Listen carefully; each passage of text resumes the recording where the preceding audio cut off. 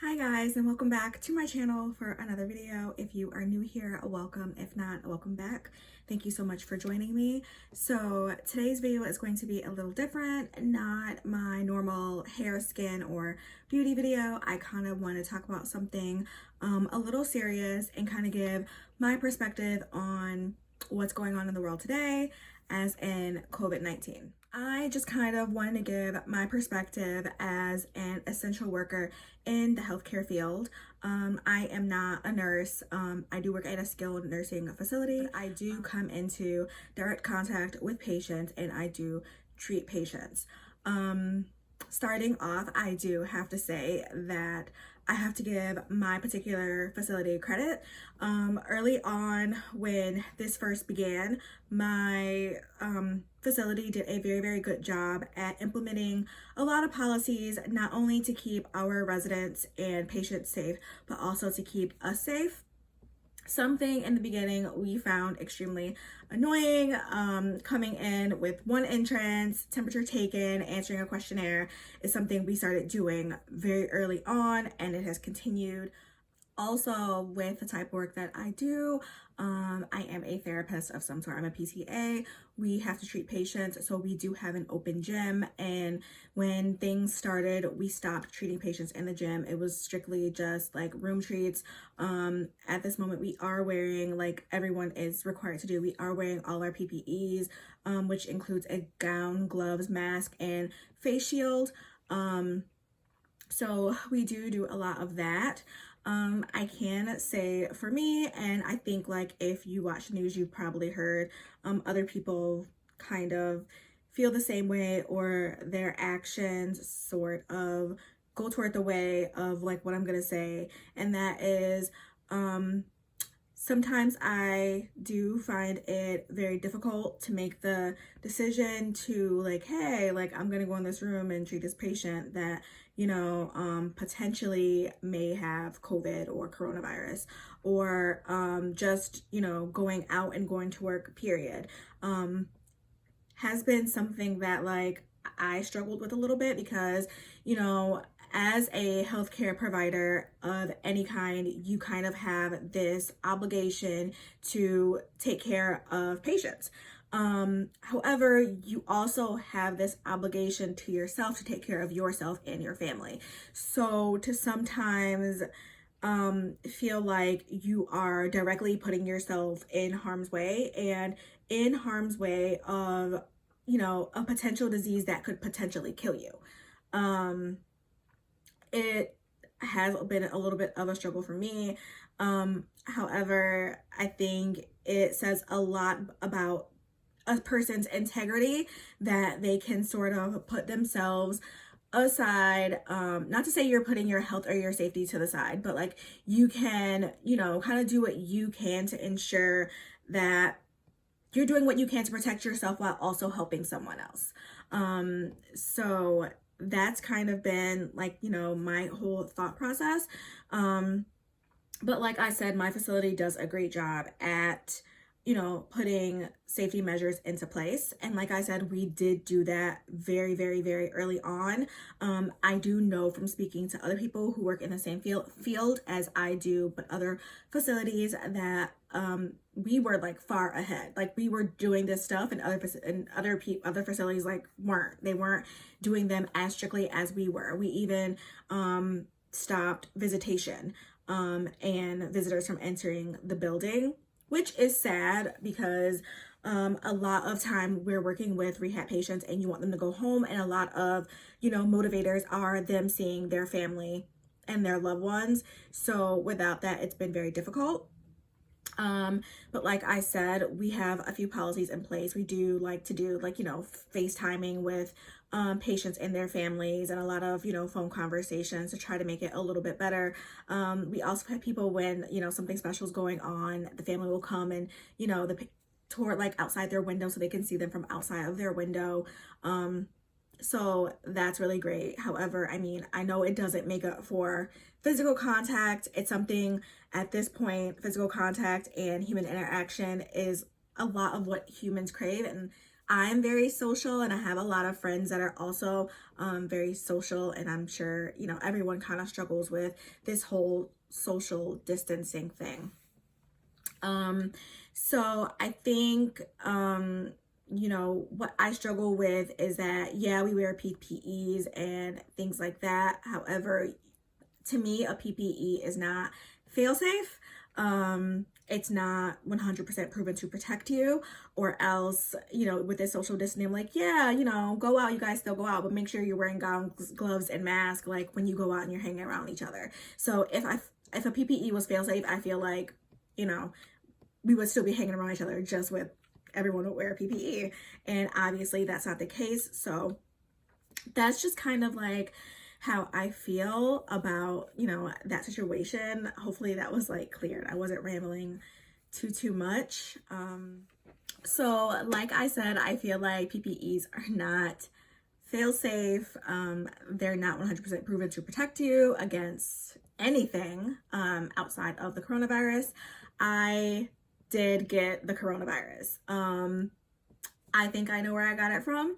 But I did get the coronavirus. I, however, was extremely lucky. And I say lucky, blessed, and highly favored because there's so many people who are getting this and are succumbing to it. And it's really sad.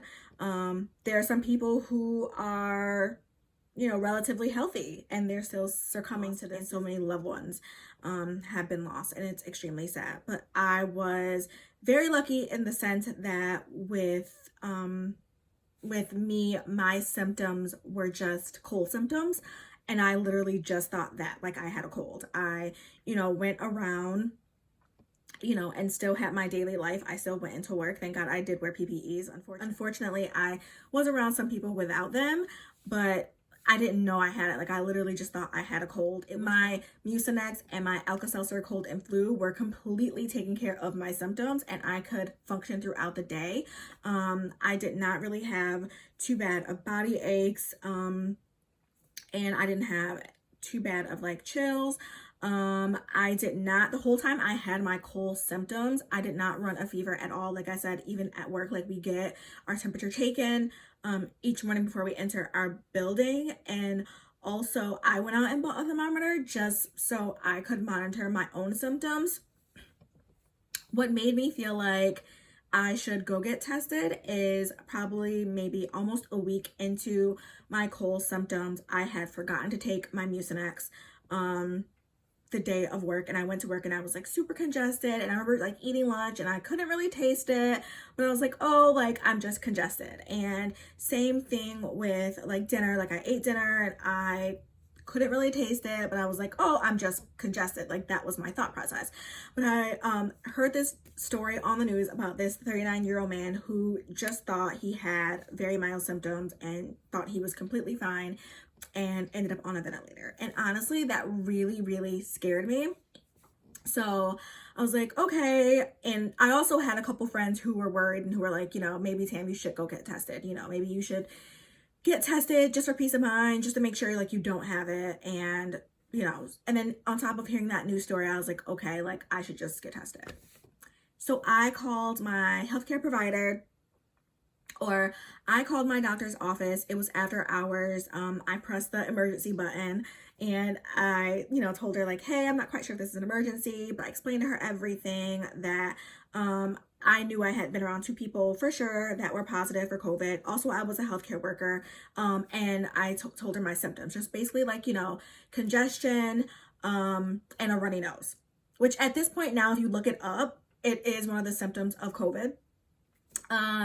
She did suggest to me, you know, even though she wasn't a healthcare provider, she's like, yeah, sounds like you probably, you know, should, just to be on the safe side. She's like, I'm going to have the on-call nurse call you back, and I'm going to have the on-call nurse call you back and you can tell her your symptoms and get the advice from her. So the on-call nurse ended up calling back maybe about 20 minutes later. Very nice lady, spoke to her, told her everything I had told the lady previously. And she told me that I was at high risk and that I should get tested, to call my doctor's office back in the morning when they were open and get a referral to get tested. With that being said, I went to bed that night and I woke up early that morning. First thing, when I knew they were open, I called, and the receptionist was super rude to me after explaining my symptoms to her and everything I explained to the nurse the previous day. She was super rude. No, those are not the symptoms. You don't have it.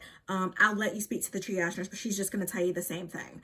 And I just remember feeling so like pissed off at that. Like, that was just like uncalled for, to be rude to anyone who's calling and they have a concern, whether it's a coronavirus concern or a concern about something else. Like, just to be rude to them. Like, if you work in the healthcare field, like, just don't be rude to people. Like, it's not necessary.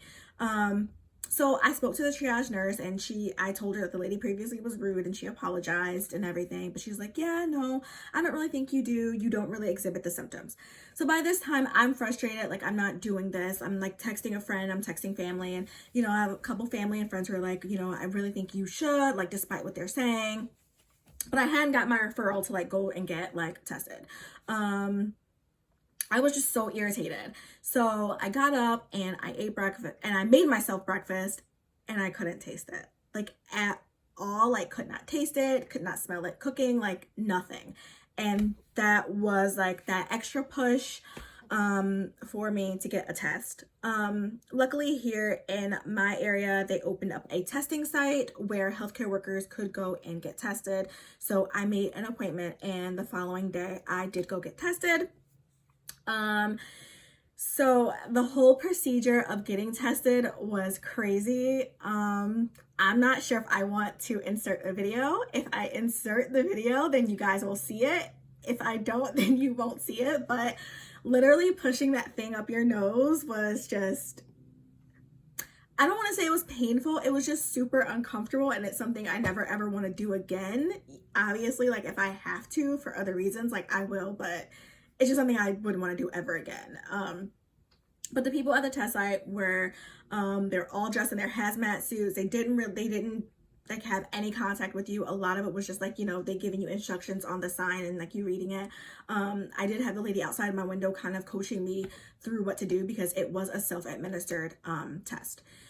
So did the test, and then the following night I actually got my results and tested positive.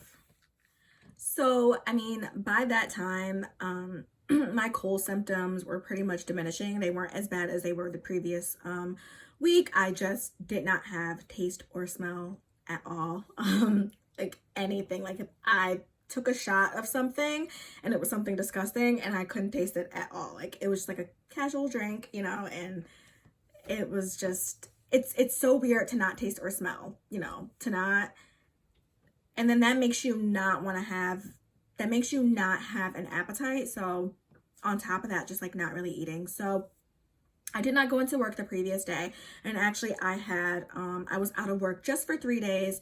When the Department of Health did call me, they said that it was already 7 days after the onset of my symptoms. So I did not have to be isolated. However, whoever else I was around, I had to give names and let her know things like that. So, like, with all that being said, I just kind of want to say, like, once again, like, I am super lucky and super blessed that I had such mild symptoms and my body was able to fight those symptoms. I will say, on a daily basis, I do take a Super C vitamin, including a vitamin D for immunity. So I am up on my vitamins. So if that helped, that's great. I am very susceptible to getting sick, so that's why I started taking those like a while ago, because I just found myself always getting sick. Granted, I got sick, but I feel like it prevented the symptoms from being super severe. Or I just could have had a milder strand. I don't know. I don't really know how this disease is working these days. I don't really think anyone does. I think at this point it's just a guessing game for everyone, so whatever.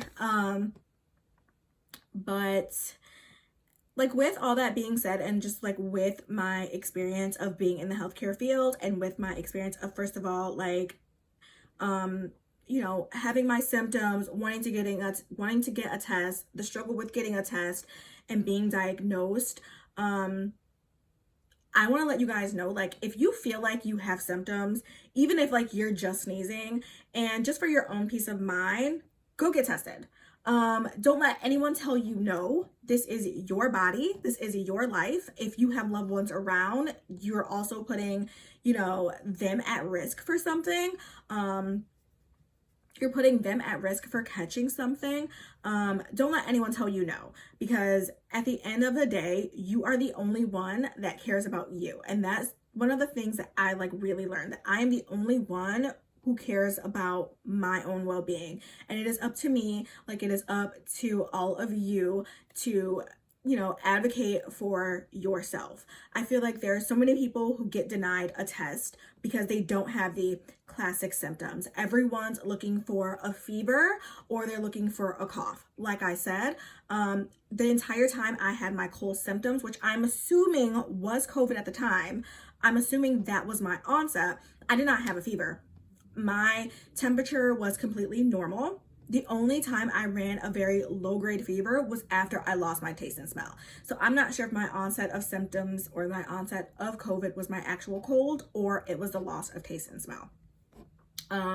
So yeah, I feel like everyone presents differently. Everyone's symptoms are going to be different. So yeah, just advocate for yourself. Don't let anyone tell you no. At this point, I feel like no one really knows anyways, like what they're talking about. This is, you know, uncharted territory for everyone. This is uncharted territory when it comes to this disease. So I think everyone really just needs to have an open mind. And I feel like that's the same thing that should go for testing. You know, people walking around with like, oh, I just sneezed. Okay, you could have COVID and you don't know it. You know what I mean? Or you could be walking around, you could be completely asymptomatic, but because you're asymptomatic, you're around other people and you could be spreading it to someone who cannot fight the disease. So, you know, here in my state, they say we're flattening the curve, and I just kind of feel like, are we really flattening the curve, or are we just denying so many people tests that you don't even know how many more people actually have this disease? So like, you know, with all that being said, I just want to end this video on a very, very positive note and thank